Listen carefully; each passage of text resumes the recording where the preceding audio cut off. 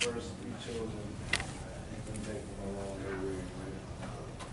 My wife and I raised them. Really? Yeah. Wow.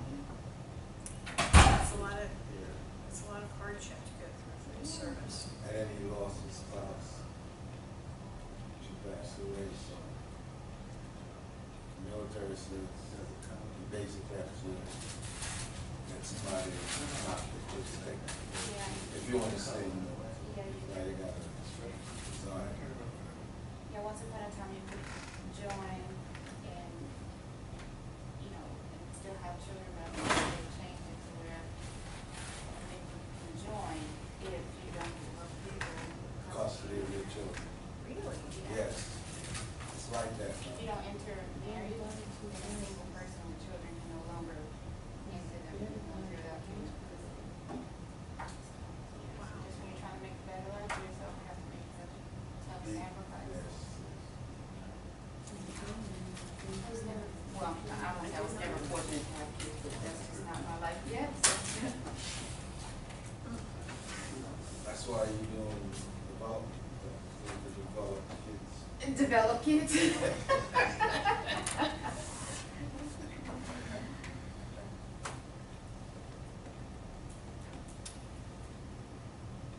you get out late? Did you have the early class this morning? Or? Yes. So we started that much. So, finance, real estate finance, is that what? First class this morning, it's real estate, phase one, Development. yeah, like something.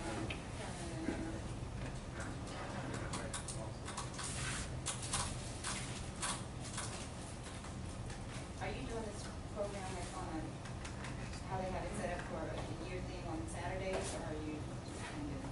Just rolling, because, I can't give up my entire Saturday. So It's I give hard. up half, morning session. I can do the morning session, I don't have. Right now, well, I drive from Tampa, I started driving from Tampa. So, my sister is actually in Tampa, right now, she's waiting on me to drive back. She flew out here from Colorado. So I can't see her during the week really because we both have to work, she's a principal. And so, of course, we do stuff on the weekend, I'm like, oh. So you drive down Friday night and then drive back after class on Saturday? My life starts at 3:30 a.m. on Saturday. Oh, so you drive in the morning before the, I commented on that in the introduction there. and then you drive back tonight? Yeah, so right after you release us. I'm like, should I quit my job? I don't know. I'm like, oh, then I'll be homeless. Job is too hard to find, I wouldn't put my. Yeah, but I need to, try to find something in this industry, like, go towards commercial real estate, because I'm doing residential stuff, so I said, well, I have to get residential.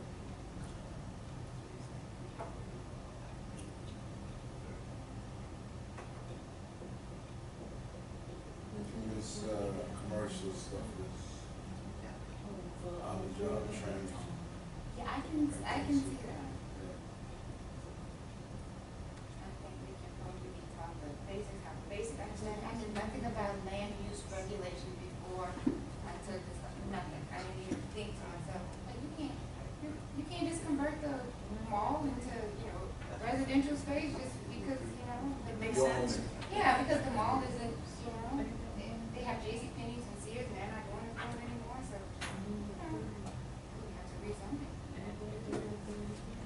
Well, the complication with derelict malls is even deeper because most malls are tied up with private easement and declaration agreements. Like when the developer builds the mall, in order to get the right kind of anchor tenants, Yeah, I was sorry about that this morning. they have to bind up all, they have to make commitments about how the mall will be run, what kind of tenants the rest of the tenants will be, everything, they agree to everything to get a Macy's or to get those anchor tenants.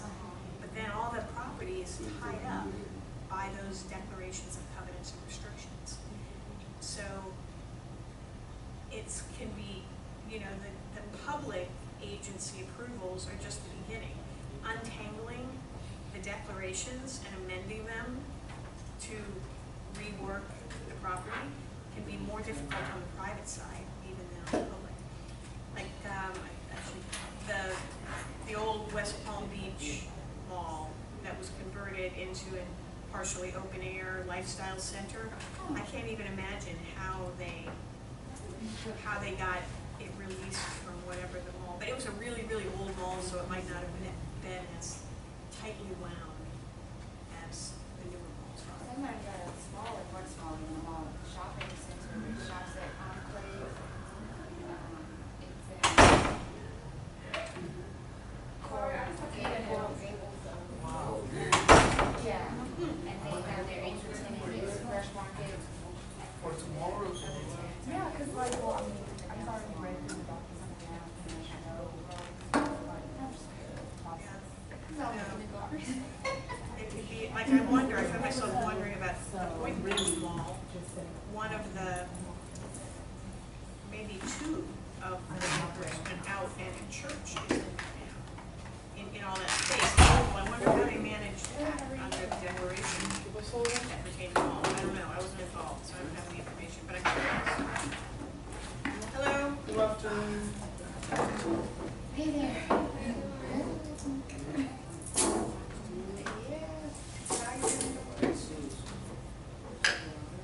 Was that, I had a pen with that somewhere. Did the pen get lost? No, it was a flat, it wasn't.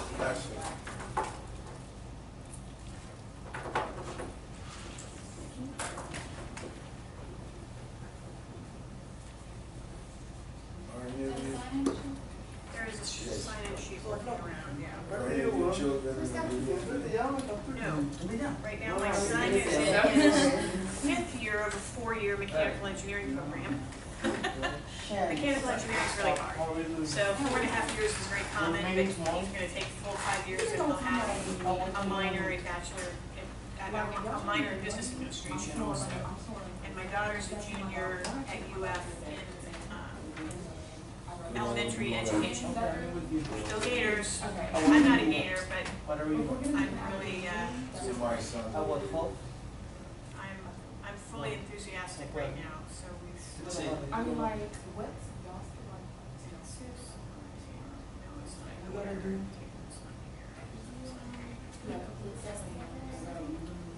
I have the test, yes. Actually, I'll have to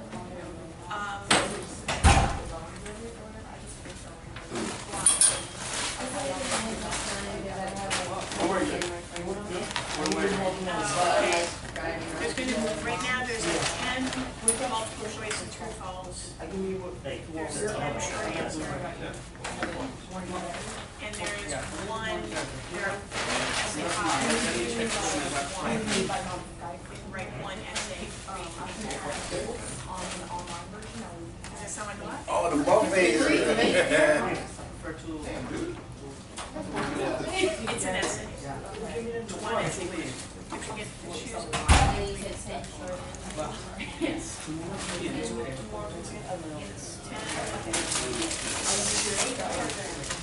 I mean, the idea, I'm trying to give you a sense, it's an essay, it's not a short answer.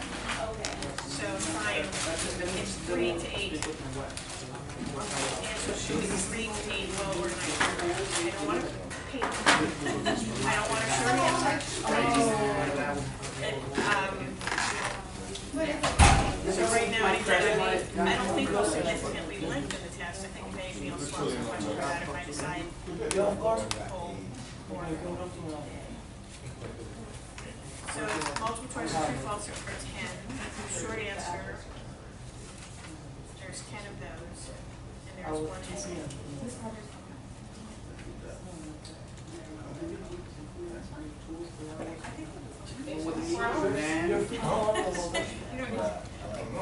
All right, I don't know who else we're missing, who we're missing. If you guys were just missing Daniel. That's it. Okay. Hello everyone, here's the sign-in sheet.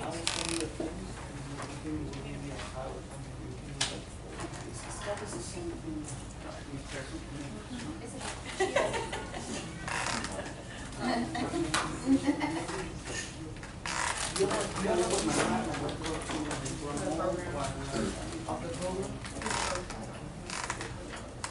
next week, I have a friend who's passed away. His the service for him is at 4 o'clock in Plantation next week. If we stop an hour early next week, can we tag on a half hour to 2 other classes or something to make it up? Is that something you guys can live with? Or earlier. That's important. Later, obviously, because there's only a half hour between the people who are taking the morning. So it would be staying in class until 5, 2 other class periods, the week following, something like that. We can do it, we'll have 3 classes after that. We can do 20 minutes each. Oh, we usually stay till 4, and so to 4:30, that's when the class ends anyway. All right, so we'll just be a little flexible, but we'll consider a need to make up an hour somewhere along the way. I was just saying it's important that you go see your friends. Say bye.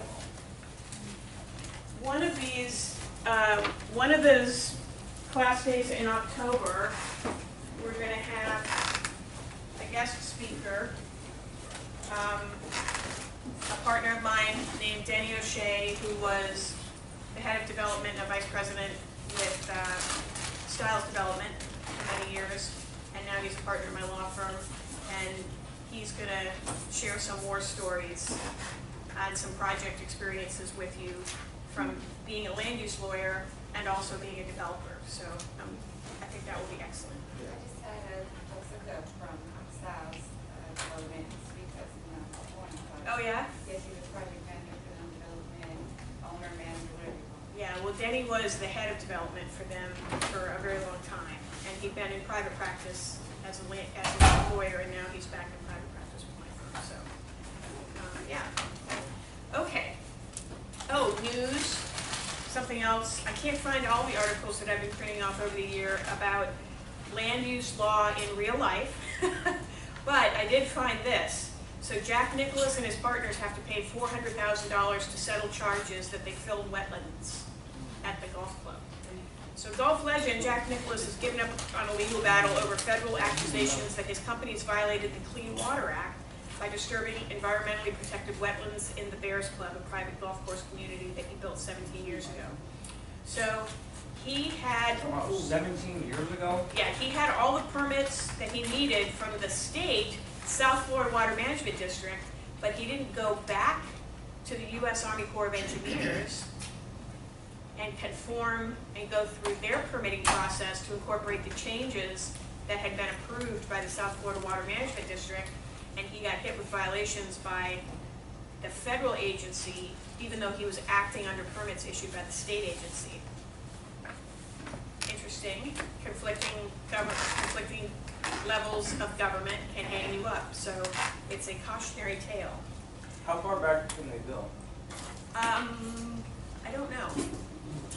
I mean, I'm sure that there's a statute of limitations on a criminal issue unless the statute, I don't know the law that well under the details of the enforcement of the Clean Water Act. I can try to find out, but some of it has to do with when it's uncovered. When they don't find the violation until later, sometimes a statute gets told. It's told if you've hidden, if you've tried to hide the facts that would give rise to the violation. Okay. Before we get back into, we had a little left of this presentation to go through on material on, I think we didn't cover land developments and forward. But I want to do a little exercise. We'll split, we've got 4 of you here. So, it doesn't really have to be even teams, but I want to have a discussion about Airbnb as an example. So, are you all familiar with Airbnb? Yeah. Okay. So Airbnb allows private property owners to register their home and receive visitors and get paid for it. And all across the country, cities and counties have been fighting it saying that it's a violation of a residential zoning that applies. It's become commercial, that's a zoning violation, it's not permitted. And people kind of like the, you know, a grassroots, you can't restrict our use of our property in this way. This is what everybody really wants to do. You need to find a way to make it work. So I want to hear your arguments for both sides of that. So what would be the arguments against allowing Airbnb to operate in, or people to operate their homes through the Airbnb system in a single-family residential zone? What are the arguments for and against that? It's a commercial business. Well, that's what we're gonna do here. Okay, so you're going to be the against, you guys are going to be the for? Okay, so confer a little bit among yourselves. You'll give me the arguments in favor of allowing this operation, then you'll give me the arguments against, and then you'll rebut. It doesn't have to be super formal, but just talk among yourselves for a few minutes, and let me see what you do. And I want you to use the theories that we've been talking about, an understanding of what the purpose of the zoning is. Okay. It brings us Being cheaper. it brings a lot of unwanted Dear. traffic into the neighborhood. Why we're on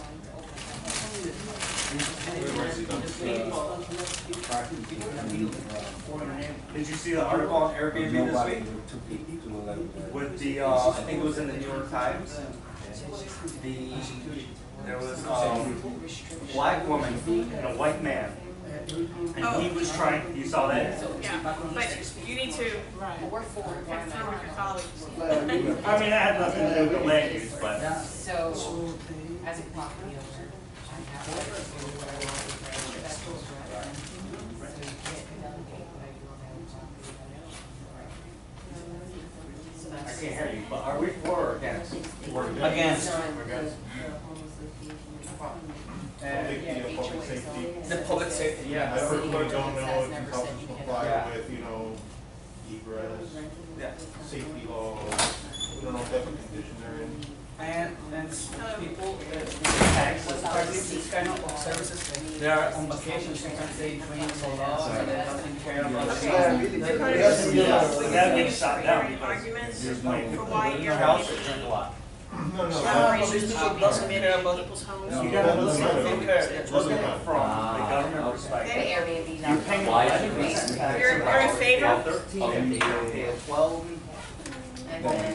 So if it's not your actual, say, for example, your homestead property, Here's the insurance coverage. and it's a short term, like Airbnb, anything over 6 months, you're paying an additional 11%. They're not asking, Okay. they're not asking us to. It's a business. Obviously, if you don't feel right, we're not gonna hear from you. Don't take from a governmental. right. So municipalities want to know tax revenue. And they're supposed to register anyways. If you're recording, they have to register. Taxes is number one. Taxes is number one. They care about the money. Yeah. And then they say to you, public safety. Yeah, there's no public safety without taxes, there's no protection without. Taxes, and the other one is that, in our, no, but we increase the vacancy of the hotels, because people, What? Yeah, They- so they they have their own hotels. coverage to cover. because it's cheaper to rent an economic slowdown than to rent economic slowdown.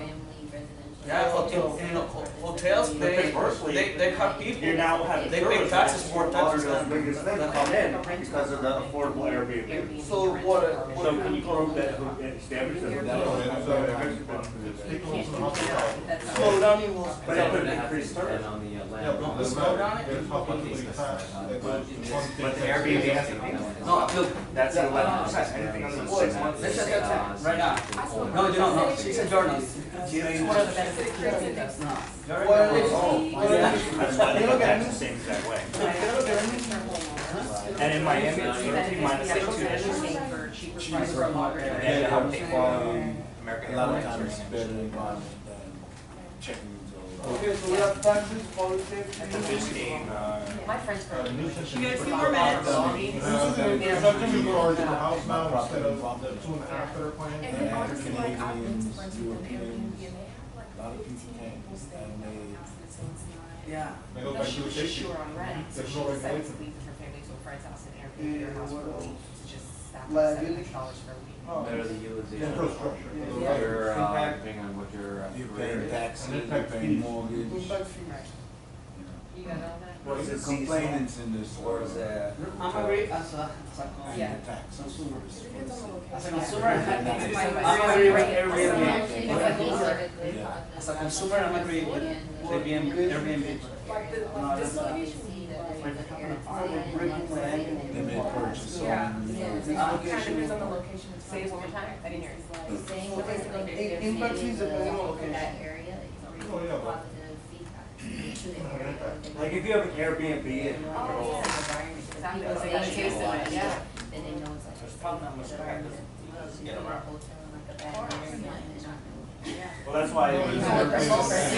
Future residents. And I would ride my Tiger. tourism if it's a certain area. But I don't have a Tiger and I don't. They don't write that. I know before. No tigers and South Florida. I've seen instances. So they are permitting in Taiwan? They cite it through like gender, race, Yeah, and they all are that. homeowners to say, I don't want black. You know, Safety, what about safety? and banks, they increase the rate of the loan because it's per person. No, you- So I don't want. So when They there get is some profits That's in more than Airbnb. yeah, We're talking about regulatory. That's That's not. not really. All right, you guys ready? Yes. All right, so the city commission is considering today an ordinance to provide enhanced enforcement and clarify the prohibitions against Airbnb type of utilization of single-family residentially zoned property. So that's what we're considering in opposition, but I understand some people want to speak in favor of allowing the Airbnb operations in single-family zone residential areas. Go. We Somebody. feel that you cannot delegate what we do with our personal residents. And renting a space in our home is a temporary thing, so it's not really affecting the neighborhood in any way, or negatively impacting the neighborhood. There's insurance in place to protect the homeowners. Airbnb protects the users of their services, so there's safety on both ends.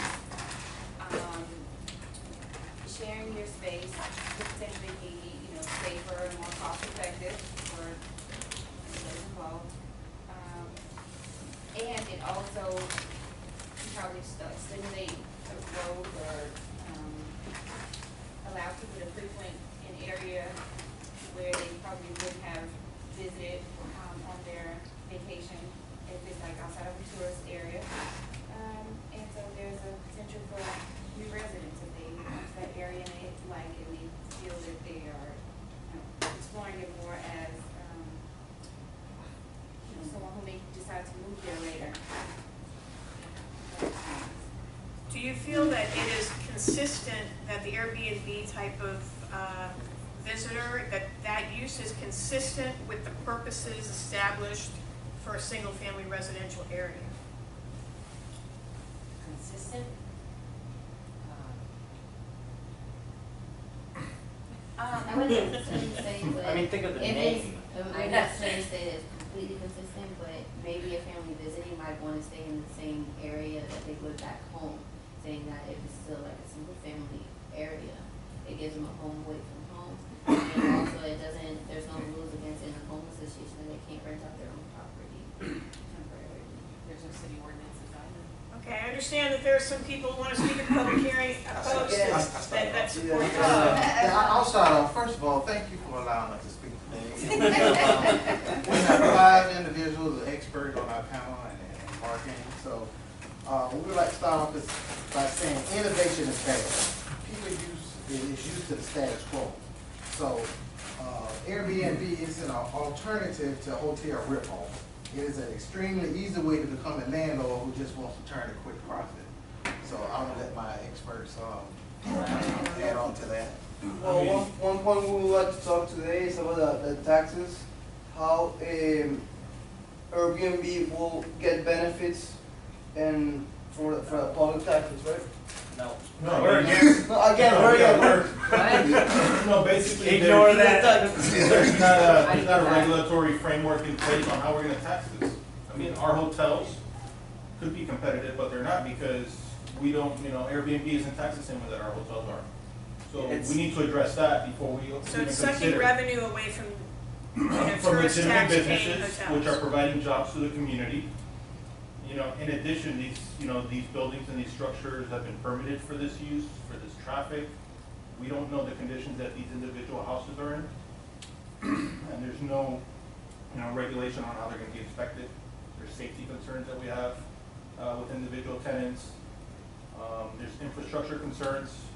I mean, these communities were built to house a certain amount of people, and now you're introducing potentially twice as much traffic, and, It's too periodic. Questions through the chair, please, okay. yeah. So, I mean, that's just a couple of the main concerns. We have some more, but, we need to get past that before we even get into the smaller details. So you don't have any concern, these are, okay, so tax revenue and structural public safety and traffic. Well, These are there's- your primary concerns. It also destabilizes the neighborhood because you don't know who's coming in and out of your neighborhood. Even if you don't know, your neighbors, you know what their cars look like, you know generally what they look like. And when you've got all these strangers coming into the neighborhood, on a consistent basis, it destabilizes the neighborhood. One more comment from this side, then I'm gonna get a rebuttal. Oh, I was just gonna say it can create a nuisance to the neighbors and everything like that, with people constantly coming in and out of the homes at any time.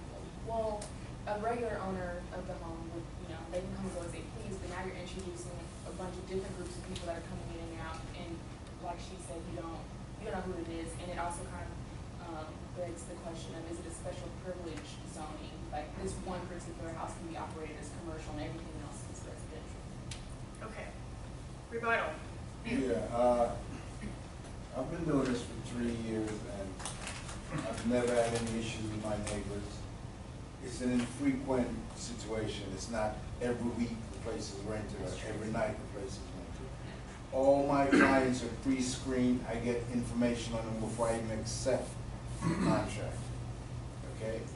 And overall, it's been a good situation.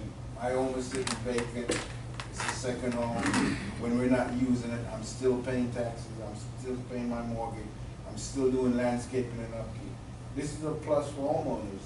You get a couple extra dollars to help with the situation. Help maintain the home and Yes. property. All right, so nothing else? And you're allowed to say how many people can stay in the house. It's not that there's a majority, like 10 people staying in a 3-bedroom house. You're allowed to say how many people can stay in, and if they're paying extra prices, what they broke or if they didn't, and actually is producing more revenue because they're in the neighborhood and necessarily wouldn't be in a residential neighborhood with a hotel. So you bring revenue going to different places inside the area, being in your area, and also that they're not gonna go making noise because every owner that they rent out the place to is allowed to say you can't make noise, no parties, stay there, no smoking, and if it's an issue with neighbors, you could just say I'm having somebody renting out the space. Is it okay with you? If that would be Okay, concern. so I'll get more comments, but let's look at what the arguments were here. Most of the arguments in favor of allowing this had to do with business, in a sense. The flexibility of homeowners, their ability to use their property as they wish, their ability to generate revenue with their property, and the belief that they will control, they have the strongest incentive to control and limit the use of their property because it's their property.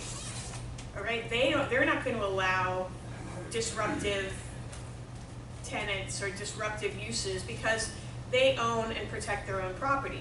So the arguments in favor are really property rights arguments. And the arguments against are really community rights arguments. And there's a business side on there's kind of a business argument on either side.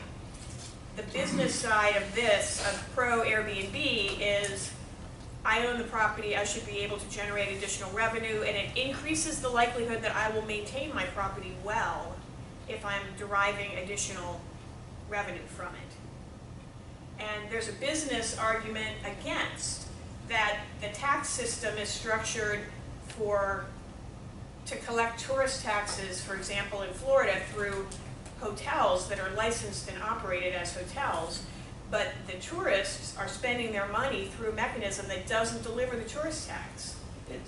Go ahead. It's taxed the same, it's a tourist development tax. The Airbnb has the tourist development tax on it. So when you pay, because I had to do Yeah, no, it's the responsibility of the owner, but they still have to pay in Broward 11%, But just like the hotel. They're not individual establishments, just like you would deal with a hotel or with a business owner. It's all through Airbnb, so yeah, they're taxing it, they're collecting a tax, they're remitting it, but it's not being tracked the same way. I mean, while one homeowner, one business owner can be very cautious about the rules and your neighbors, that leads itself to communities of neighbors teaming up together to create party zones or to create these type of zones because my neighbors are good with it, and as long as they're good with it, it doesn't matter what the other guys do. So let's filter out sort of the business issues and let's talk about what the traditional zoning issues are in this discussion. Diana, you hit on some of it, that a single-family residentially zoned neighborhood, some of the benefits of that type of zoning are creating a cohesive neighborhood. People commit their long-term capital to the investment there. It's not as, it's more stable because people are buying a home and settling in. So, and it's quiet. If all of your neighbors are single family residents, there's a lifestyle that's usually associated with it that changes if you introduce a lot of strangers. Traffic, you guys mentioned traffic. That's a very typical zoning consideration, is the density of the occupation is going to drive somewhat of the traffic. But these are, you know, whatever, 20-foot wide private roads with 2 parking spaces per house that are not, you know, intended to accommodate extra people. So what are some of the other traditional zoning considerations that would be the case here?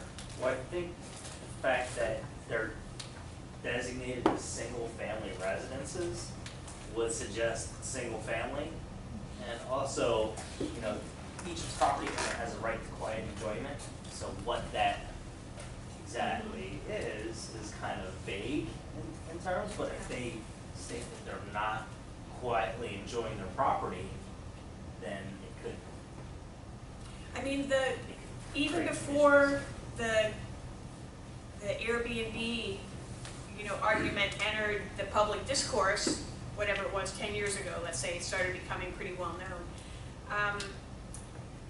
There were challenges to the traditional zoning based on single family or multifamily. What is a family?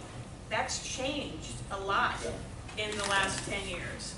I honestly remember wrestling with, as a county attorney, with the question of whether someone could add what is now being called a granny flat to a single family home, because they wanted, you know, the grandparents to live there and have some modicum of privacy, a private entrance, a separate kitchen, and so on. So what are the advantages of a single family zoning, and can you preserve those fairly, even though the users are no longer what you might consider a traditional single family? Do you control the number of people in the house? Do you control their relationship to one another as the definition of family? Do you, but these questions are very challenging because the family has been changing over time. and new public policy, new policy concerns have arisen. The separation of generations has created some bad public policy outcomes. That older people are no longer able to age in place, and they get moved to a location with other old people where they age and die even quicker because it's a depressing place. Whereas if the generations are retained in an integrated living environment, everyone benefits. Children receive care and attention that they wouldn't otherwise receive, and the older people have the social interaction of having multi-generational folks around them. So it's something challenging about zoning is that it gets adopted, it might remain unchanged for 30 or 40 years, but the world is changing around it. And those issues, those changes in the society can be some of the things you use to advocate for a regulatory change that's going to permit a project that's a little challenging. It was, there was 10, 15 years of smart growth proponents banging on the doors of local government before the whole idea of vertical separation of uses became well accepted in urban area. That is, commercial on the ground floor, office, hotel, residential on the upper floors. That sort of vertical stacked use was, it wasn't permitted 20, 25 years ago. It took a while. Go ahead. Now, wouldn't it still be like a liability issue, like when majority of these people that's zoned in the single family resident area purchase their homes as a homestead property, but they didn't purchase it as an investment property, so isn't it, it's not legally binding, they can do that legally, like rent their property out, because it's not investment property, so. Well, I mean, for the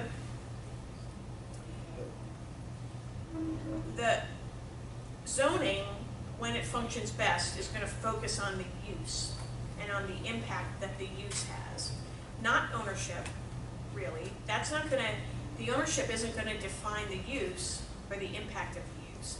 So there have been times when local government, through zoning regulation, has tried to distinguish between ownership for investment, ownership, owner-occupied, condominium versus multifamily residential, with the belief that one of those scenarios, that is an owner-occupied dwelling, is the best scenario. So they've tried to restrict, they've tried to encourage, they've tried to incentivize the development of owner-occupied residences, believing that's best for the community. But in reality, the form of ownership is not a valid zoning concern because it doesn't drive the use. It's really the use.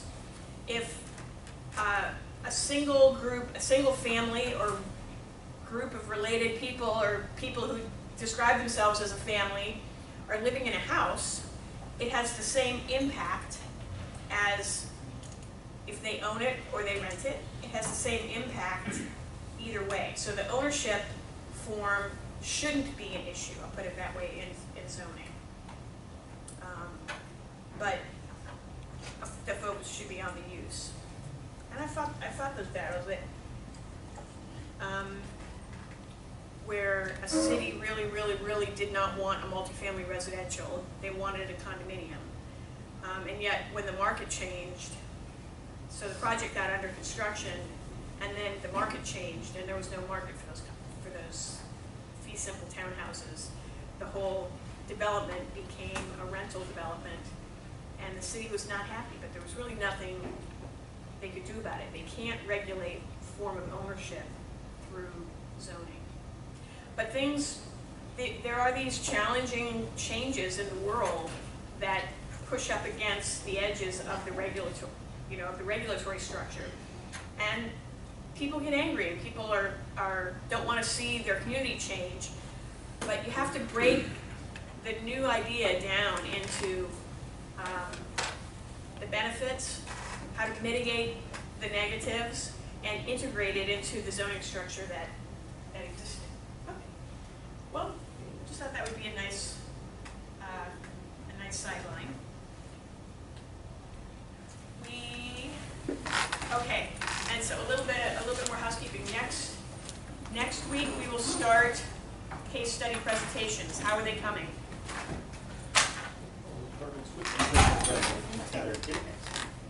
We put a PowerPoint. You're putting your PowerPoint presentation together. Have you guys have all the materials? Yeah. Okay.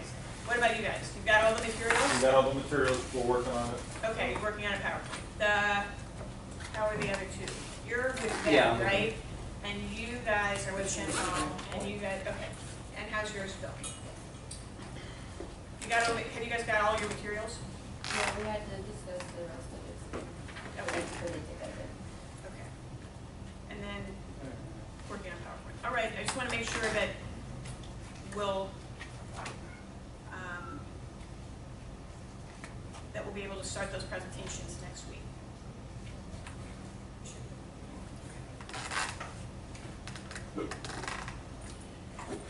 This was all review. I wonder why I didn't number the slides. We did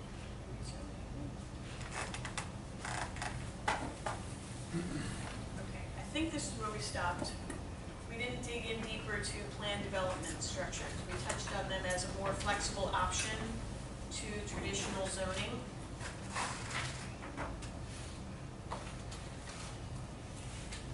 All right. So you'll find as you start reading codes, isn't that exciting to think about reading zoning codes? Woohoo!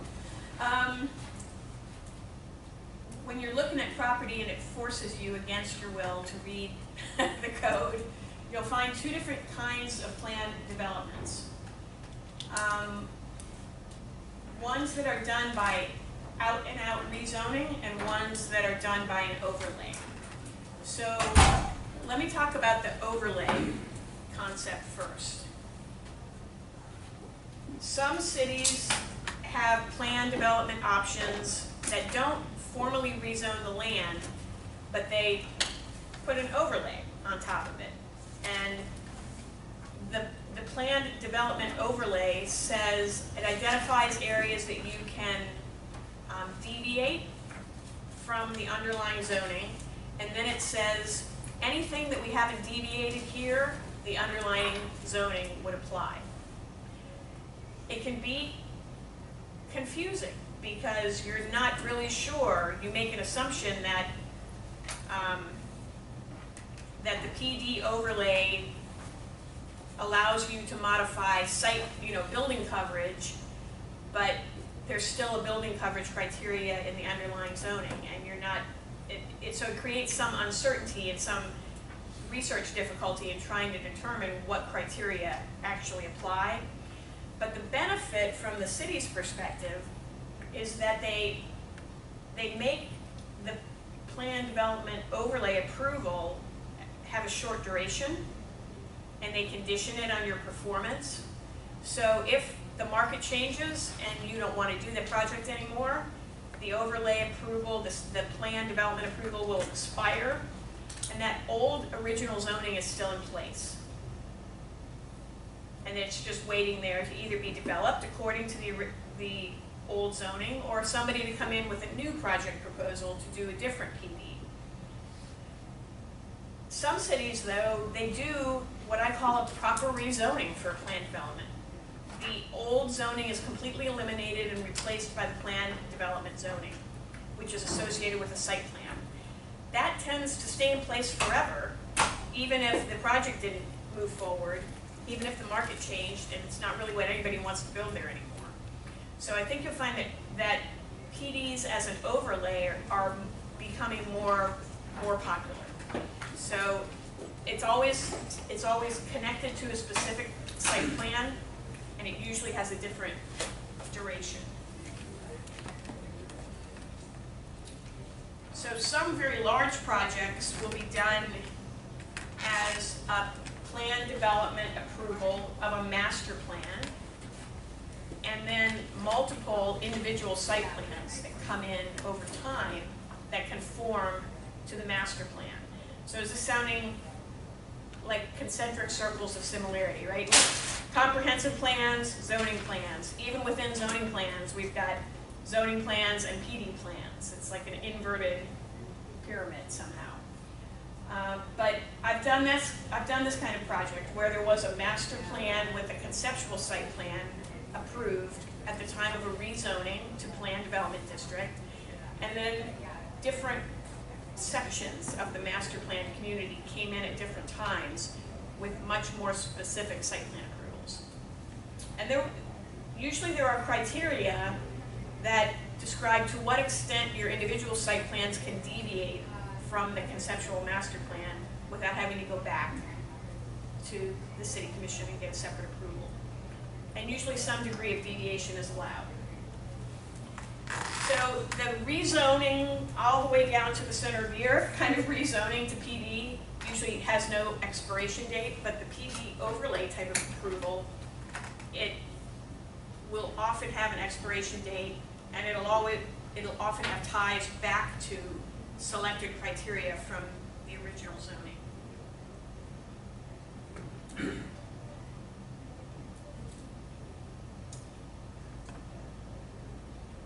Sometimes planned developments can become the enemy to communities. Like in the city of Fort Lauderdale, there was a very, very, very long battle over a planned development approval of a church on Las Olas, just off Las Olas Boulevard. And it was very, very hard fought and lots of damaged feelings and neighbors against neighbors. And although they got the approval, the church, wisely, I think, decided they did not want to move forward with the project if they were going to offend so many of their neighbors in that way. So it kind of got shelved. But a side effect was that the church for? Why were people getting offended? it was a big building on Los Olas Boulevard and a big parking garage. A mega church? No, it really wasn't mega, but this Coley Hammock community around it off Las Olas just felt that the scale and the traffic and so on was just much too big. And I was not involved. I'm friends with one of the architects that worked on it from the church's side, but I had no dog in that fight. I just sort of watched it in the news like everybody else. But as a result of that and some other projects, one on the beach, the city suspended its planned development option for zoning. Now they created a substitute for it called Innovative something district, I can't remember. But when the planned development district pushes the envelope too hard, the community can fight, can really push back on the whole idea of it. And they can object on the basis that they really don't have any guarantees about what's going to get built. Once a developer goes to a planned development approach, they can vary everything. And I can't sit there and be sure that the height restriction that applies everywhere else in my neighborhood is going to stick. I can't sit there as a resident and be sure that the setbacks that all the rest of us had to live with are going to be, followed in this other development. So it creates it can create a high degree of distrust among the community and a lot of pushback. So the lesson from that is that when you have a development proposal, go out into the neighborhood, talk to them, find out what their concerns are, and build some trust and build some sense that you're being responsive to the concerns of the neighborhood so you don't get that enormous pushback. That's what that community hearing, right? Like the one that you guys attended? The same? Yes, that type of... That's type of audience. That's what we gotta look for. You've got to contact the homeowners associations in the vicinity of your project. You've got to find out who the leaders are. Probably talk to the elected official that represents that district, one-on-one, about what their concerns are for the district. Because they sometimes have a long history with the residents there and they know what the issues are. And they can become almost an advocate for the project on the dais if you've done that homework and you've made it clear that you reached out to the neighborhood and you tried to address their concerns and so on. And you build trust. See, the opposition to planned development flexibility is distrust. That it eliminates all of the constraints written in the code, and they don't trust that the developer or the city planners are going to use it properly or fairly. So you can build that kind of trust. When a development has been approved as a planned development and you're doing your diligence on it because you're going to buy, you want to invest or you want to buy it as a fully developed site, once you see that the approval was pursuant to a planned district of some kind, planned industrial district, planned community, commercial district, whatever they call it, you need to understand what the conditions are of the planned development approval. How do you vest it? How do you keep it valid? What actions do you have to take as a purchaser or developer to retain the benefit of that approval? And what are the expiration terms? If I don't do anything, how long is this approval good for? So you understand what you're buying. Development agreements.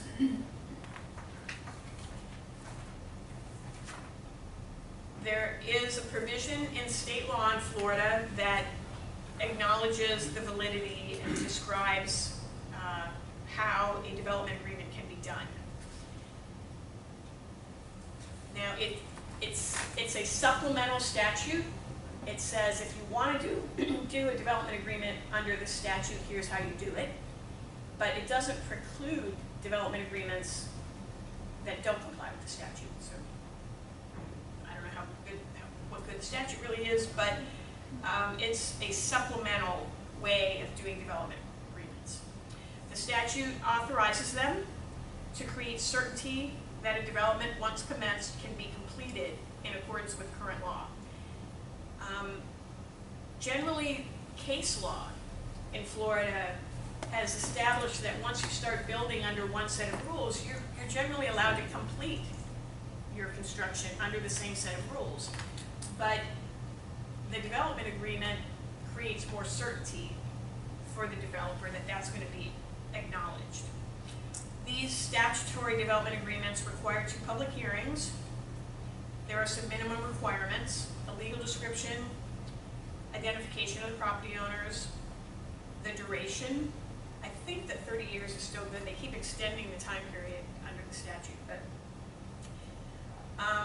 a description of the permitted uses and the public facilities needed to serve the development, a description of the required dedications, a finding that it's consistent with the comprehensive plan, a description of any conditions, and a statement that the agreement does not eliminate the need for other permits and establish phasing permits.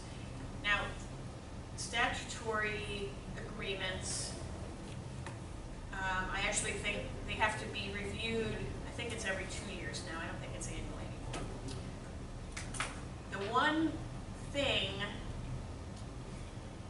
there are a couple of things, a couple of powers that the local government retains, even when they sign a development agreement, is they can require a modification to ensure that the development complies with superseding federal or state law, or that they can require a change to protect the public safety. So they have this big, giant, we can kick our agreement to the curb and impose something new on you if we think, as a legislative body elected to protect the public health, safety, and welfare, that this is the only way we can do it. So I don't know that development agreements actually benefit developers very much. They create a mechanism for city governments to clarify and impose conditions and performance requirements on developers, a good deal. Statutory development agreements must be recorded. So they're kind of technical and fiddly, and not many of them are actually done in this statutory format. But a lot of development agreements are nonetheless done apart from the statutory requirements. Many of the planned development approvals that we just talked about have a condition that the developer enter into a development agreement. The developer typically offers to do all kinds of beneficial things for the community in order to qualify to get the plan development approval. And so the city says, sign on the dotted line. We want more than just conditions to your development approval. We want you to sign an agreement promising to do these things. So the statute, as I said, it's shall be regarded as supplemental and additional to the powers conferred on local governments. So local governments can do development agreements that do not comply with the requirements of the statute. They create an enforcement mechanism for a city that does not involve the revocation of a permit or a code enforcement action. Less risk to the city and less disruption. Often they require security. Sometimes with traditional development approvals that have like a dedication requirement or build a sidewalk requirement, the city will require that security be posted by the developer for those improvements. But with a development agreement, they create a much easier mechanism for themselves to enforce the obligations. These bonds, letters of credit, sometimes a lien on the property itself. Sometimes the developer would prefer that, so they don't have to put up the funds necessary to get the letter of credit or a bond. And in my experience, city governments have no idea how expensive what the financial impact is to the developer of all of these conditions and bonding requirements. They don't know how much it costs. They don't really care. But they live in a world of government regulation, not in the business world, and they really don't understand it. So it can be like you're speaking two different languages. Now, development agreements, what we've just been talking about, either the statutory or the non-statutory things, can be valid and enforceable. But something called contract zoning is not valid, and it can be undone as against public policy. So, what is contract zoning? There was this famous case in Florida done by the Florida Supreme Court, Hartnett versus Austin. So it says a municipality has no authority to enter into a private contract with a property owner for the amendment of a zoning ordinance, subject to various covenants and restrictions in a collateral deed or agreement to be executed between the city and the property owner. Gee, that sounds an awful lot like the development agreement that I just said cities do all the time and can be valid. So any contrary rule would condone a violation of the long-established principle that a municipality cannot contract away the exercise of its police powers. When a zoning ordinance is amended by changing the classification of a particular property, such amendment must be justified by a change in the use. And then later cases after Hartnett did allow developers to proffer voluntarily certain concessions or conditions to induce the approval. So the later cases held that went something like this. So the developer sought a rezoning. The city said, we would deny the rezoning because we don't think it meets the criteria. And the developer would say, oh, you don't think I meet this criteria of compatibility with my neighborhood, but I proffer to you, I'm offering to you voluntarily to increase the landscape buffer and limit the types of uses. So I want high intensity commercial zoning, but I'll voluntarily limit the uses to the lower intensity commercial uses. And I'm doing this voluntarily to induce you to approve my rezoning. And the city would accept those kind of proffers, and those kind of conditions have been upheld. So what's the difference between a valid development agreement and contract zoning? Where contract zoning is, well, let's just talk through some of it. What would be invalid about contract zoning, according to this discussion? The developer and the city Giving away signing away their police powers. right, they're contracting them away. That's what makes it invalid. A development agreement they've already, typically the city has already conducted its legislative action. They've determined that the rezoning or the development approval, with all of the proffers, the voluntary agreements from the developer, is in the public interest and meets the criteria. And all that the development agreement does is create an enforcement mechanism. Okay, so a contract by which the city agrees to rezone is not valid. A development agreement that memorializes and creates an enforcement mechanism for voluntary contributions that a developer agrees to make is enforceable. It's kind of a fine distinction, isn't it? Same thing. Let me go into the settlement of zoning litigation as a kind of a buyer or a developer beware cautionary tale, though.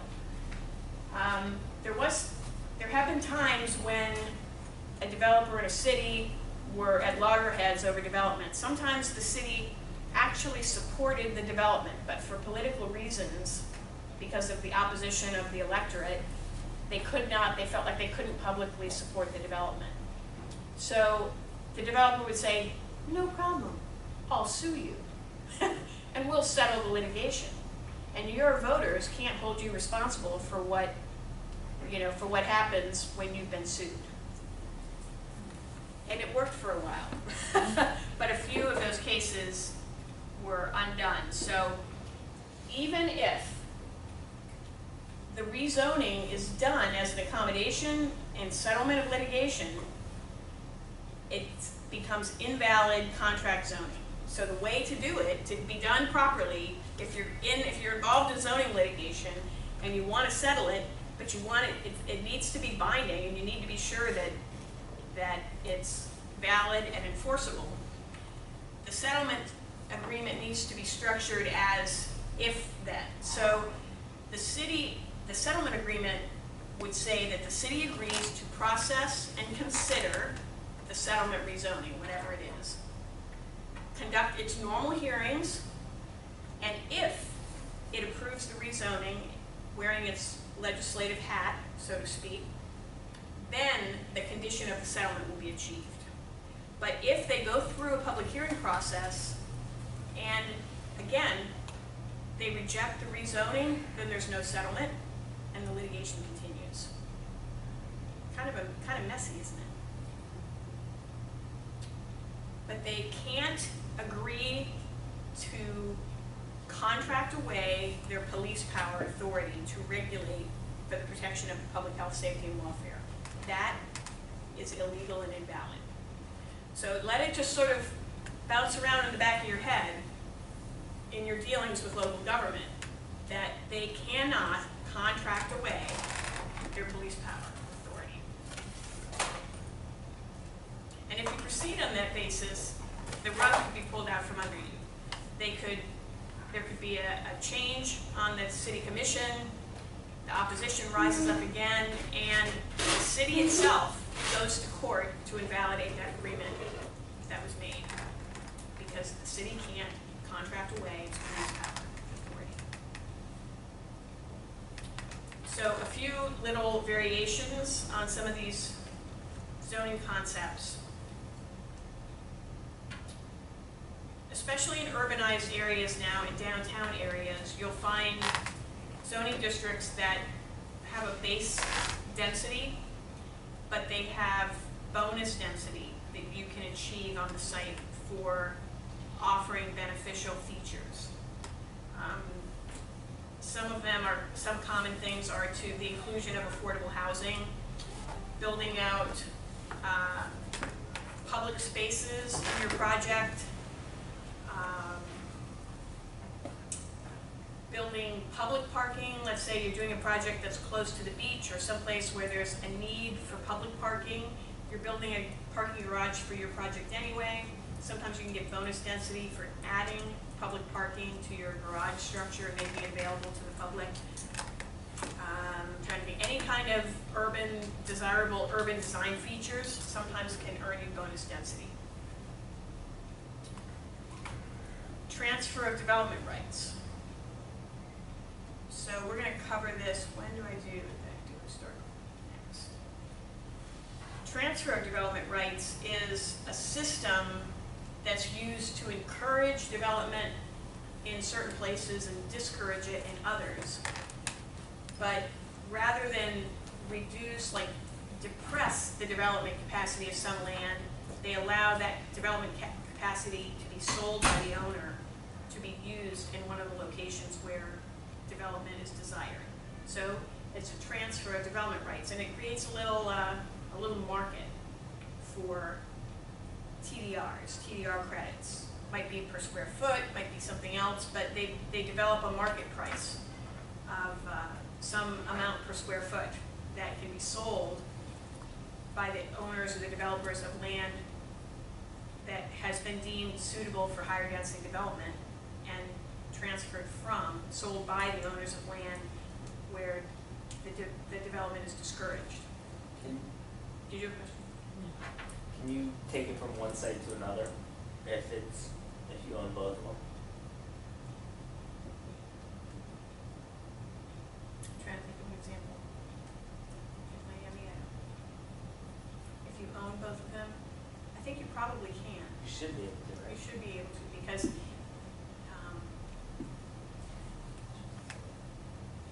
but I've never encountered a situation where the site, the contributing site and the receiving site were owned by the same person. I'll have to ask one of my colleagues in downtown Miami. Can you sell it? I know you can transfer it. You can sell it, but it has to, for these systems to work, the receiving sites have to meet criteria or be approved as receiving sites. So you can't sell it to be used anywhere. It has to be a site, maybe a certain districts are designated as potential receiving sites for TDRs. So it has to be someplace that the city agrees they want more development. And the benefits for the owner of the property that's going to sell the TDRs is it's most clear in dealing with historic properties and conservation properties. So you own a piece of property that has a historically designated building on it. The city wants you to preserve the building, but you need to get some money out of this property or you're going to have no money to preserve the building, and you're going to be inclined to allow the building to become derelict to the point that you're permitted to demolish it. Because it's the only way you can get your money out of your property. So by creating a TDR system, you're allowed to sell the development rights to someone where development is desired, and that brings funds into the owner of the historic property to maintain the property. Like, for example, in New York City, let's say you purchase a property next to a historic district, but a portion of that land cannot be developed based on the height. But if it was if you owned in an adjacent site, or you could then transfer what could have been zoned in that property next to the historic site into that adjacent one where it is approved for that, right? Well, it doesn't always have to be adjacent. It can be remote. The receiving site can be remote from the sending site as long as it is someplace that qualifies under the city's system for the receipt of TDRs. I mean, it's usually not going to be too far away, but it doesn't have to. It doesn't always have to be adjacent. Okay. I was just guessing with the land availability or property availability in New York City, that is a bit more limited where you can do that. Could be. I don't know the city of. I don't know New York's historic. I have some experience with Miami's TDR system.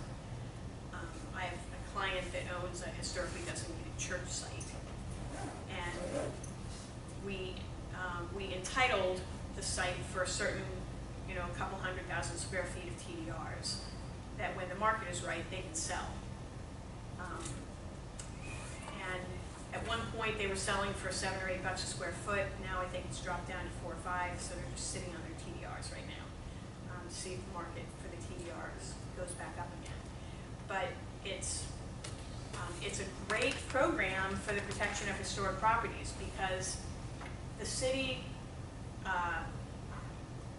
evaluates, the city tells them, yes, we've reviewed your building plans and we've reviewed what could be built there if you didn't have the historic site. And this is the development potential that would be there that we're going to designate as transferable. But as a condition, when you sell them, you have to make a certain investment in the upkeep of your property. You have to, we'll inspect the property, we'll see what the deficiencies are, and we'll require you to invest $100,000, $200,000 in the upkeep of the property, fix the roof, before you're allowed to sell your TDRs. So the city achieves two things.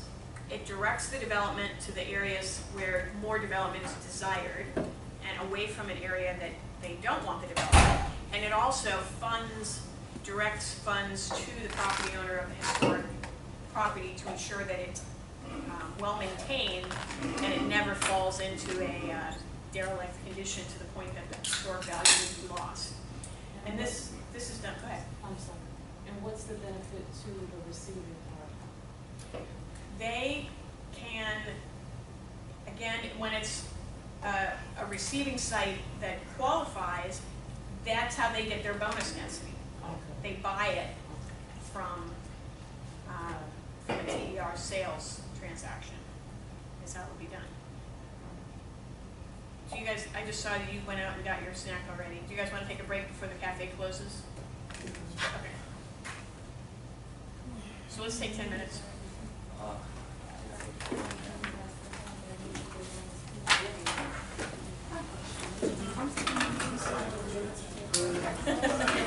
You and lots of lawyers.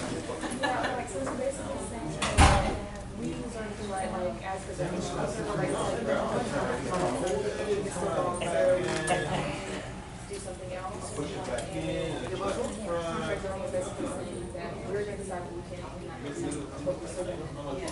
Well, contract zoning is where,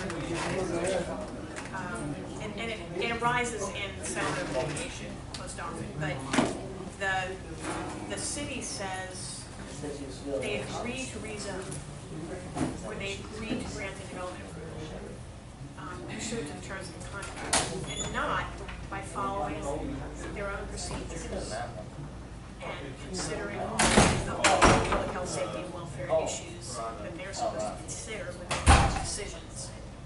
So they contract away in a settlement of a lawsuit, let's say, the power to make a decision based on public health, safety, and welfare.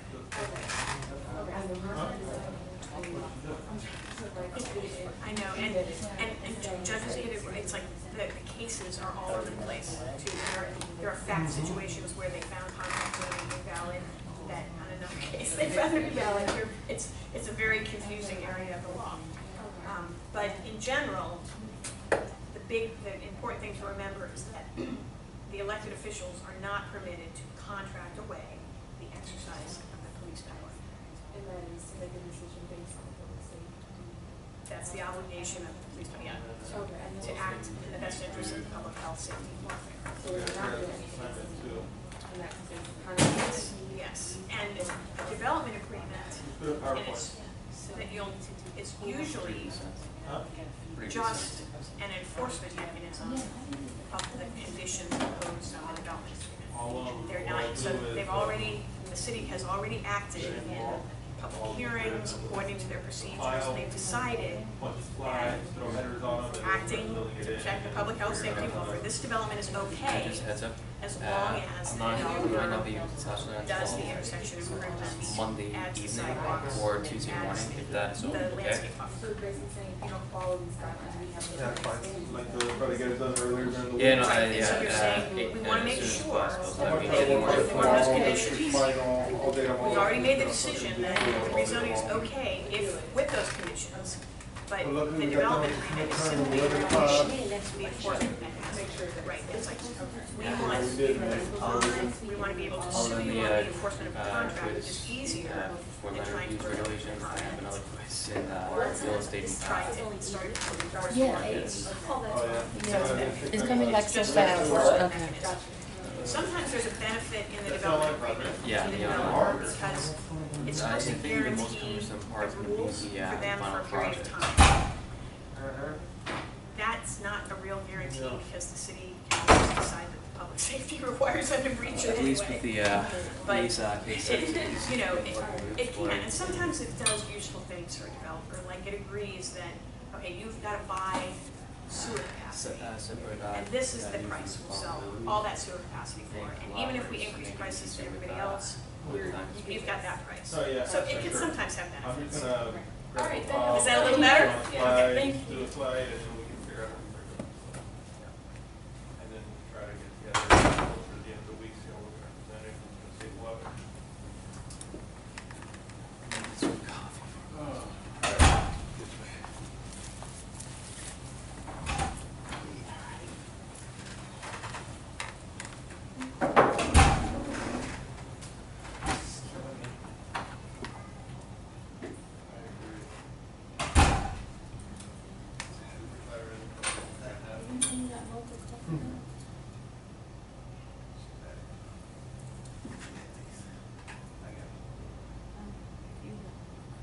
I think this is a virus. Oh, how cool, if you happen to be around right now, check this out. Nothing. Delete.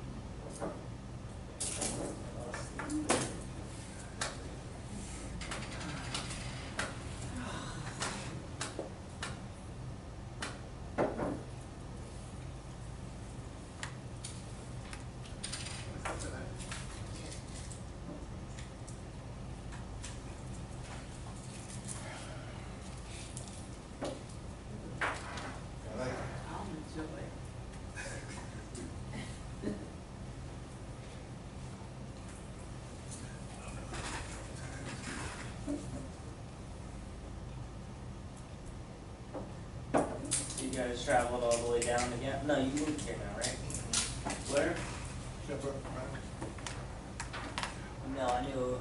My friend, I'll never forget. My friend was looking for place, two of them actually, two girls, and they're talking to a Spanish realtor over there, and he's like, "Oh yeah, Pepper Peanuts," and they they both started laughing, and he's like, "Ah," he had no idea what they were laughing at. And he's like, "Yeah, Pepper Peanuts is a good spot." And I couldn't stop. He had no idea what he was talking about.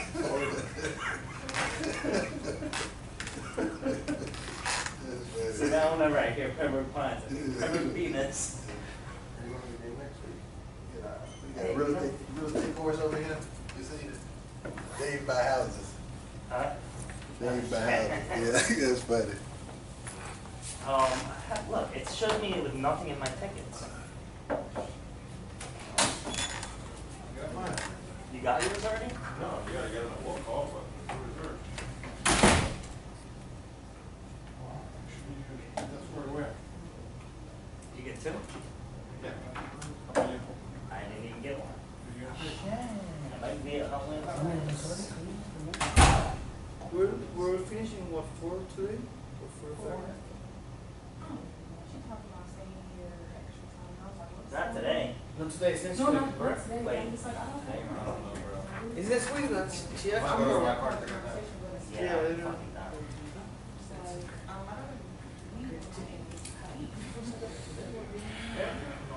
No, next week. So 750 gallons, $1 a gallon, right? Is that what this is telling me? That's what. I'm just gonna credit them like 2,000. No, for everything. Oh.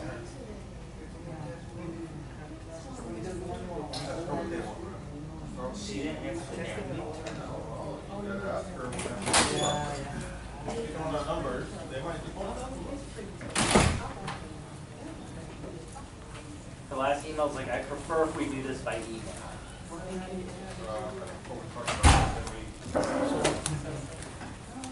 But anyways, I will appreciate if you answer to this matter by email. It's not binding anyway. Go ahead. Receive meeting all please call me to discuss. I already told you. Reading, all right. We can memorialize an email. And the email wouldn't stick, it needs to be an addendum. Next time? Yeah. When are we trying to have this completed? He said they had that one time. Calling the game back to each one, put it in. I told he's pretty, so. So that's what I'm saying. So I think by Thursday she'll have all my You information. work backwards. I'll try to set it up with 5 questions, so she'll just like cut and paste it. Man, which way at it? But when Like you a come out, PowerPoint it's presentation. Come back strong. That's what we have to present next month. But it'd be beneficial, yeah, I think. We're not gonna do Maybe, it. she said we're gonna start our presentations next week, so we may or may not get to us, or whatever, we have it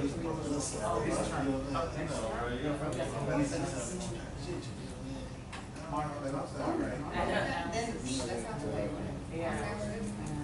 Yeah. That's my first class. Here's a small Have you taken this? What's that first class in the morning? Development, Parks and You just started? Yeah. I took 2, not 1. I mean, is this your first? I don't know why they showed me 2 and not 1. Don't even ask. So that's the last thing I need to know. No, they put me in part in process 2. My first semester ever for the competition, I was in 2. Since when does that stop? The neighborhood class. real estate development process part one. Okay, so I was in this real estate development process part 2. We had the day out challenge the very first semester I started this school. Okay, if you did, part 2, did you start the spring semester? I started in March. Yeah, that's the, Right, yeah. It's semesters are kind of, yeah. I'm just saying, so Just like everything else.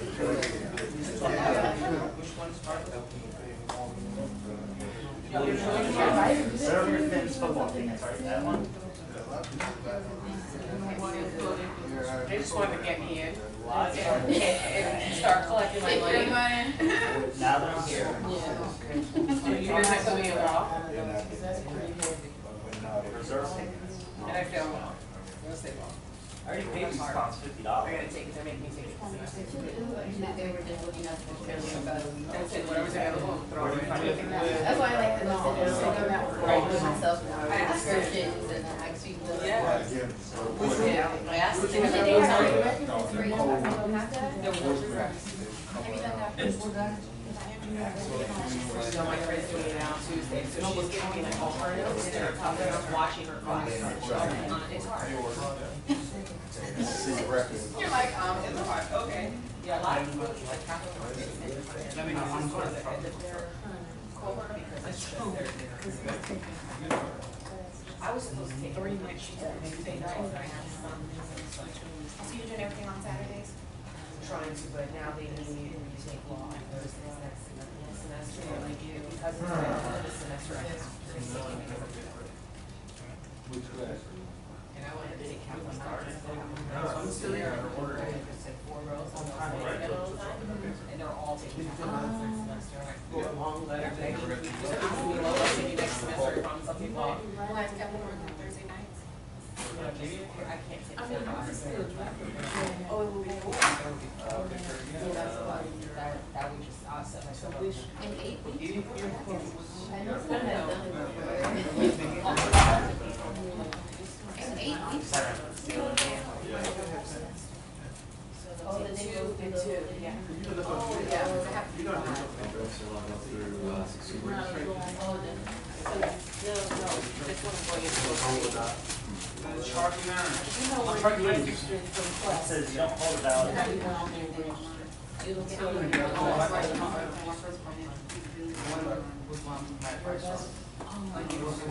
get the calculator, I would play with the calculator. I need to pass this to the Yeah, I would be the same way. There's actually a website, which is, yeah, also, Dr. Forney, there's a website called tvnshouse.com or org, which shows you all the instructions on how to utilize each calculator that you have. So in this case, HB, MB2. Yeah, it shows you all the instructions on how to use it, what each of the runs are, how to What's the do name of the site, you know? Yeah, If you don't pick it up, they charge you $50, is that how much? TVMSRED.money. Calc. CALC, just from the S. Yeah. .com or .org. And then slash.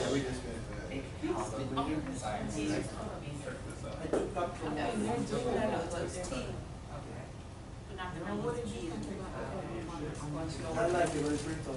That's what I told So, him. for the start. You guys ready to go? What? Presentations, that's what I was talking about. Do you, Wow. But wait, Send me back again.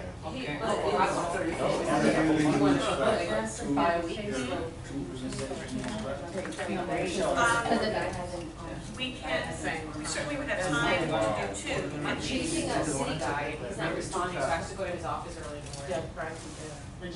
And then when you get through, somebody else. Yes, learning to be a nice nuisance is part of dealing with With government. coffee or. Let's get a great coffee and donuts or something. Yes, it is At 8 o'clock in the morning. At what jurisdiction again? West Palm Beach.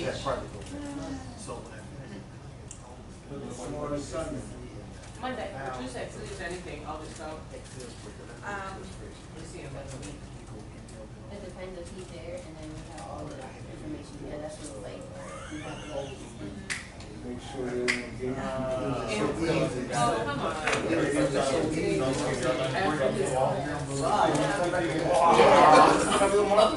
Yeah, when I did that. That's what I'm doing. We did something extra.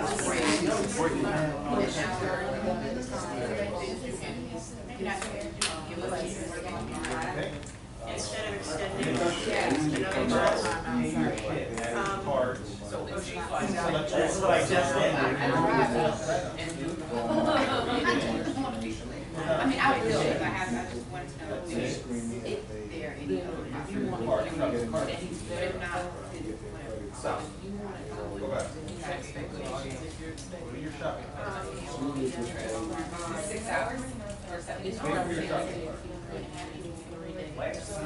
You know, let me, we've got, let me get that some thought. Do you need a lot of planning time to plan for a longer, slightly longer class period? Because if, It's doable, but it's just,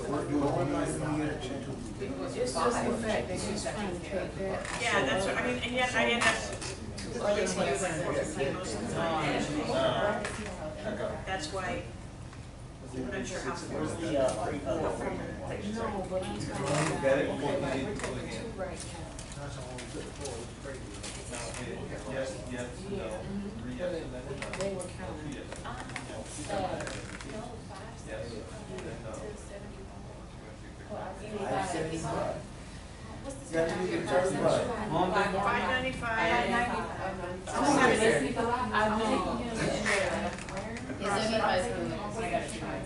You pass the UF, oh, you don't go there? Oh, okay. So it's not boring driving on the Allegheny Island. You can take Cronin, you can take Cronin in the spring. Well, yeah, that's what I'm doing, is that time Okay, if we don't start presentations until October 1st, is that better for everybody? Yes. Yeah, you should.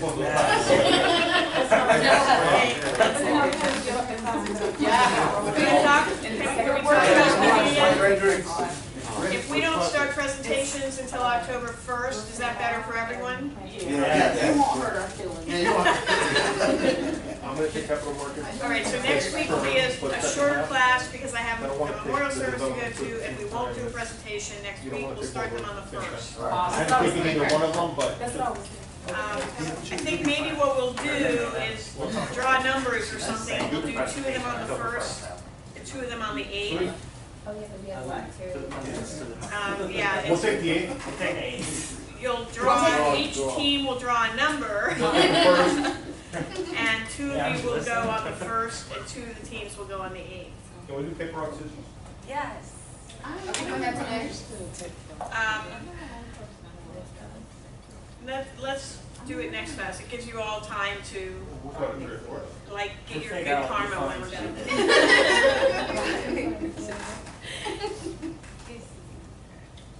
Ay, ay, ay, ay, ay. So I feel like we've been chewing through a lot of somewhat dense material, and yet I don't want to bore you to death with reviews either. I'm trying to pace myself, but I don't think I'm doing it very well. We're going pretty fast. It's a lot of material to I mean, well, absorb. the days, like, I didn't even realize it was already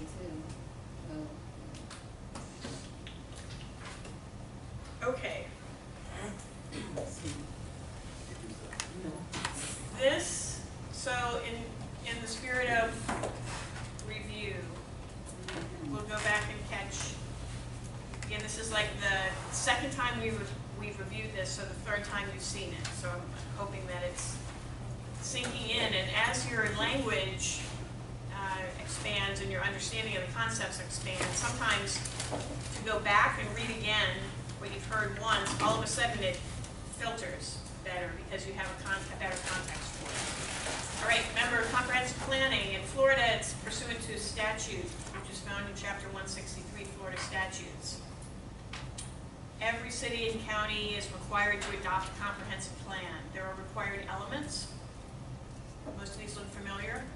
Future land use is the one that we interact with in the development world the most, but it has to be consistent with an adopted capital improvements plan, transportation,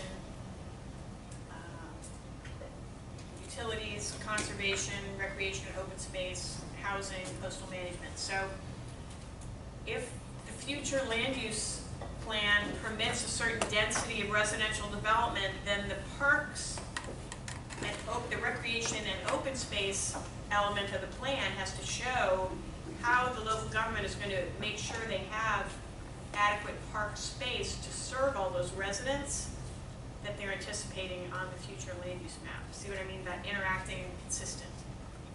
There are required maps. The plan must be consistent with the state and regional plans. All elements must be consistent with each other.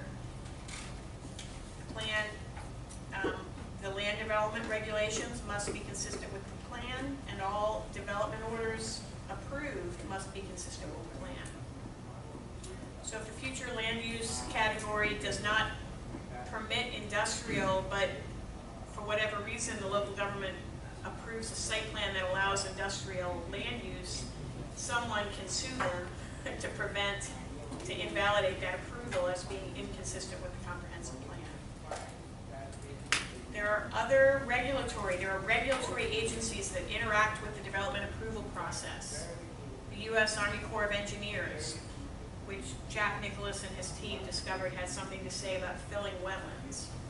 The Florida Department of Environmental Protection, the Florida Fish and Wildlife Conservation Commission, if there's a protected species that lives on your land or has grazing habitat or feeding habitat on your land, you're going to have to talk to this agency about what to do to protect that species. The water management districts, they address drainage, water use, that is all of the little straws that go into the aquifer to pull water. They control all that. Your irrigation water planning is through the water management district. The Department of Health has to approve your potable water supply. Agencies that participate in transportation planning, the U.S. Department of Transportation, the Florida Department of Transportation, the Metropolitan Planning Organization, and any local expressway authorities. They might hold out their hand and want right-of-way to be dedicated for future transportation facilities.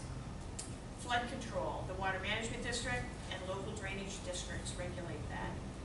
Schools are really completely independently run from local governments, and yet most jurisdictions now have school concurrency, which requires an examination of whether the proposed development will generate children to be educated in the public school system and whether that school system has capacity for those new students. Plans must be based on professionally accepted data and analysis. Is this all sounding familiar, I hope? Yes? Good. Plan amendments. Most of them are done under what's called an expedited process now. There are 2 phases. A public hearing where the amendment is proposed and transmitted to review agencies.